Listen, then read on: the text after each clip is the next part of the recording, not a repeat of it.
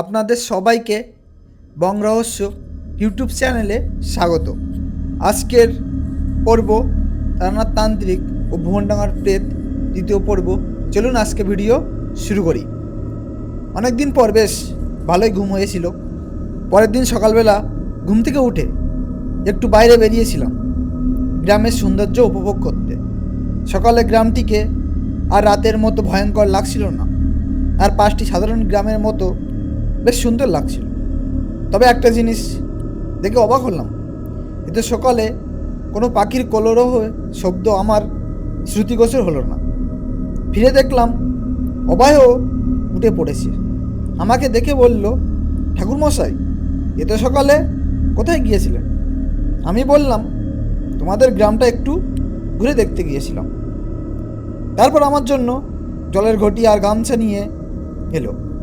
আমি অভয়ের থেকে জলের ঘটিটা নিয়ে পাটা একটু ধুলাম, তারপর গামছা দিয়ে পা মুছে একটু দাওয়াতে এসে বসলাম।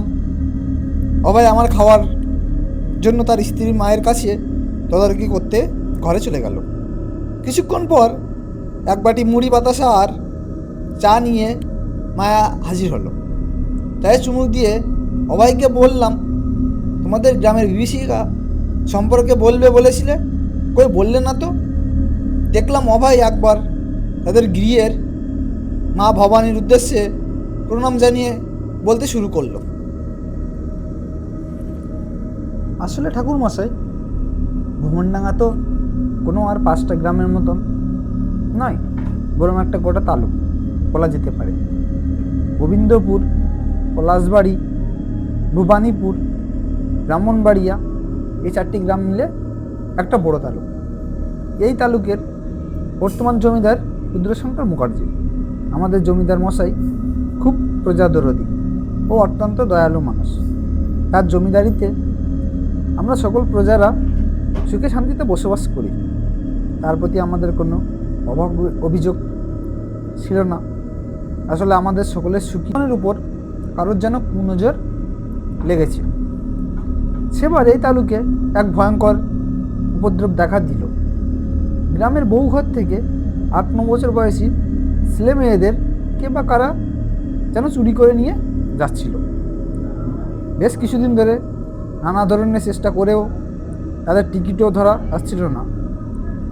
অবশেষে জমিদার মশাই নিজস্ব রিটেল বাহিনীতে পটেও তার সাথে গ্রামের প্রজারাও রাত জেগে পাহারা দিতে থাকল। অবশেষে গ্রামের শেষ প্রান্তে ব্রাহ্মণবাড়িয়ার শ্মশানে এক কাপালিকের কুটির থেকে উদ্ধার হলো সেসব হতভাগ্য শিশুদের মুন্ডহীন নরকাঙ্কাল। কাপালিকের কুটিরের তন্ন তন্ন করে খুঁজে একটি ময়লার দামি শাড়ি পাওয়া যায়। শাড়িটি দেখে অনেকের সন্দেহ হয় এ তো কোনো সাধারণ শাড়ি নয়। জমিদার বাড়ি খাস চাকর বা দাসীদের কাছে এ ধরনের শাড়ি থাকে। পরে অনেক খোঁজ খবর করে জানা গেল যে তাদের ধারণাই ঠিক, এই শিশু চুরির পিছনে জমিদার বাড়ি খাসদাসী কমলিনীর হাত রয়েছে। কমলিনী সারাদিন ভালো মানুষের মুখোশ পরে থাকতো, তার উপর কোনো সন্দেহ ছিল না। কিন্তু সে যে তাকে উপযুক্ত প্রমাণসহ দীর্ঘ সময় ধরে নানা প্রশ্নের সম্মুখীন হতে হয়, ফলে শেষ পর্যন্ত সব কথা স্বীকার করতে বাধ্য হয়। কমলিনী বলতে শুরু করলো, সে আর চণ্ড কাপালিক মিলে অমরত্ব লাভের আশায় দীর্ঘ 1 মাস ধরে ছোট ছোট শিশুদের চুরি করে এনে শয়তানের চরণে বলি দিচ্ছিল। তার কথা শুনে জমিদার গিন্নি শশীবালা দেবী বাকরুদ্ধ হয়ে যান। সাময়িক ধাক্কা সামলে তিনি বলে উঠলেন, শ্রী কমলিনী, তুই যে এতদিন আমার খাসদাসী ছিলিস তা ভাবতেও আমার ঘেন্না হয়। হায় ঈশ্বর, এতদিন আমি দুধ কলা দিয়ে কালসেপ পুষেছি, এক্ষুনি দূর হয়ে যা আমার চোখের সামনে থেকে। কানাই সর্দার, যাও একে ওই কাপালিকের যেখানে বিচার হচ্ছে সেখানে নিয়ে যাও। তোমাদের কর্তা বাবা যা নির্দেশ দেবেন তা আমি পূর্ণ সমর্থন করব। চণ্ড কাপালিকে লিটল বাহিনীরা জমিদার মশাইয়ের সামনে বেঁধে আনলেন।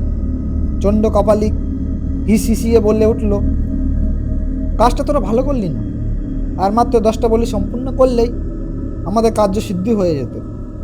প্রভু আমাদের অমরত্ব প্রদান করতেন।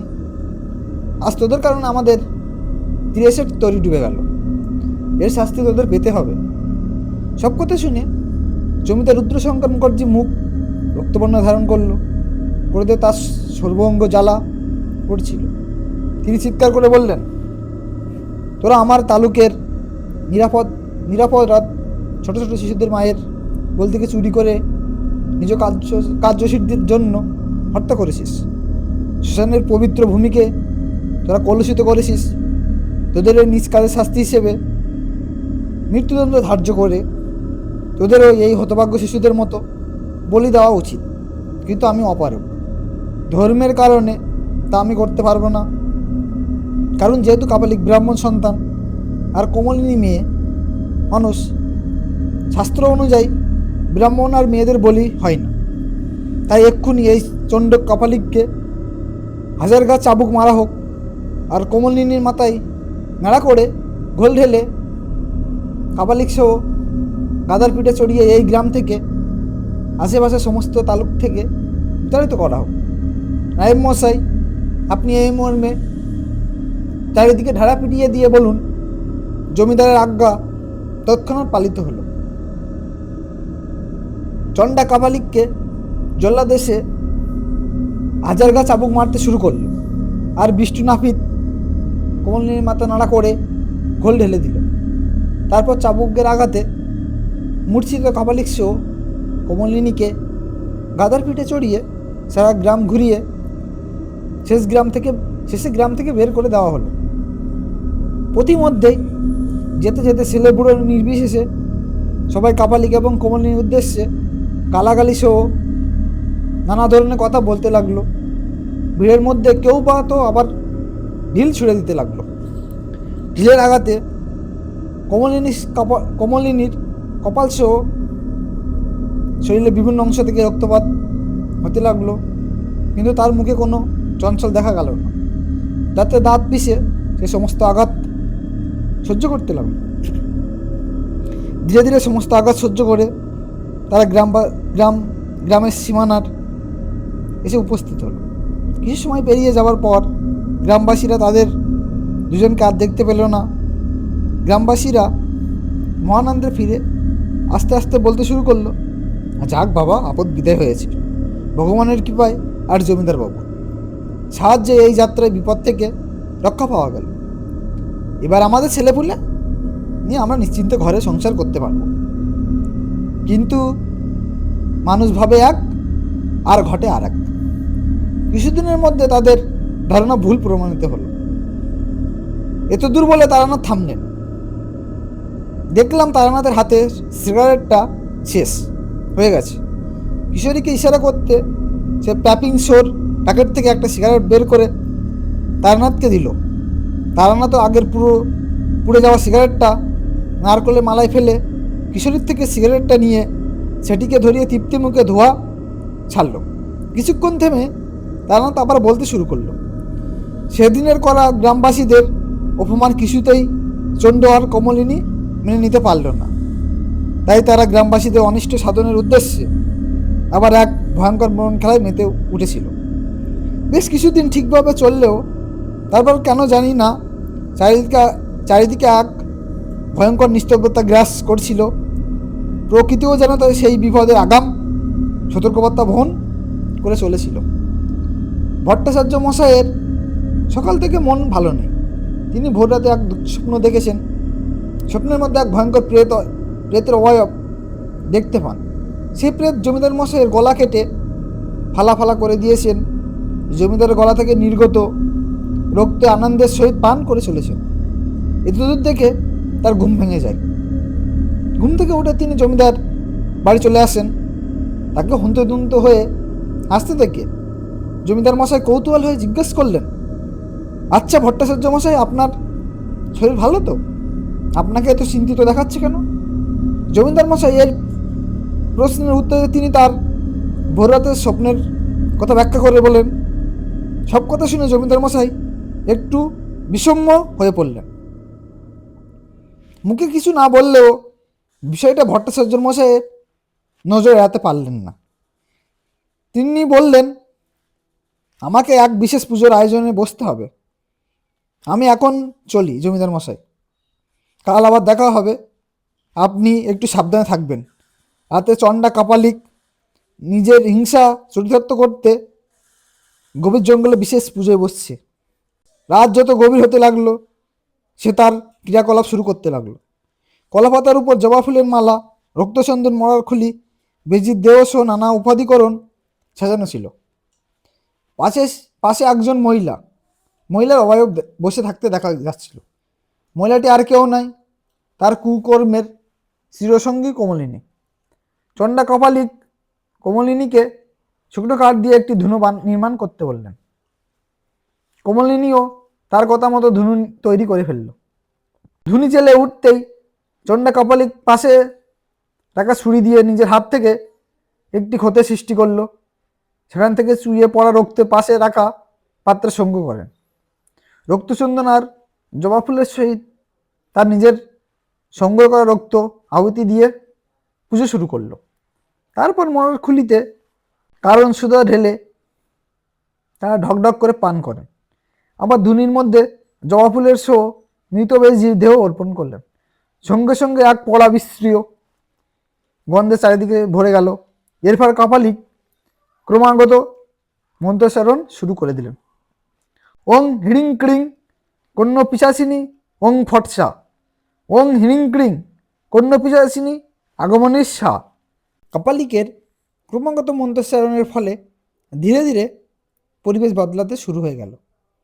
মন্ত্র পড়ার শেষে একটি তালপাতায় বৃষ্টি নামিতে নাম লিখে সেটি 3 বার উচ্চারিত করে ধুনিতে শেষবারের মতন আহুতি দিতেই এতক্ষণে চারিদিকে যেন পড়া বিশ্রী গন্ধ ছড়িয়ে পড়ল।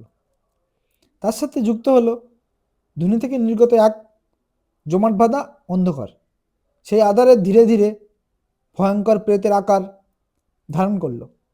তারপর বাতাসে ভর করে কোথায় যেন মিলিয়ে গেল।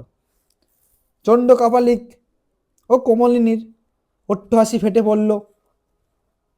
পরের দিন সকালে কালুডোম মোড়া পড়াতে যাবার সময় শ্মশানের পাশে ব্রাহ্মণী নদীর চরে বিষ্ণু নাপিতের ছিন্ন ভিন্ন মৃতদেহটি আবিষ্কার করল। যেন 4-5 জন লোক মিলে নৃশংসভাবে বিষ্ণুকে মেরে ব্রাহ্মণী নদীর চরে পুঁতে রেখে গেছে। কথাটি চারিদিকে ছড়িয়ে পড়তে বেশিক্ষণ সময় লাগলো না। অনেকেই সেই ভয়ঙ্কর মৃতদেহ দেখতে ভিড় করেছেন। মৃতদেহের বিভৎসতা দেখে কেউ কেউ তো মূর্ছা গেল, আবার কেউ কেউ সেখানে বমি করে ফেলল। মৃতদেহের সৎকার করতে করতে দুপুর পেরিয়ে গেল। বিষ্ণুর কেউ ছিল না, সে বিয়ে থাকা করেনি, তাই তার অন্তিম কর্মের দায়িত্ব কালুডোম নিজেই করেছিলেন। বিষ্ণুর মৃত্যুটা অনেকে মেনে নিতে পারল না, সবাই প্রমাদ গুনতে লাগলো। তাহলে কি গ্রামের ঠকিদারের আগমন ঘটল? সেদিন রাতে আসলে কি ঘটেছিল সেই ঘটনা সম্পর্কে সকলেই অজ্ঞাত থাকলো। আজকের পর্বটা এখানেই শেষ করলাম। আশা করি গল্পটা আপনাদের সকলের ভালো লাগবে। গল্পটা যদি ভালো লেগে থাকে অবশ্যই লাইক সাবস্ক্রাইব করে চ্যানেলের পাশে থাকবেন, যাতে এরকম নতুন নতুন গল্প আপনাদের সামনে তুলে ধরতে পারি।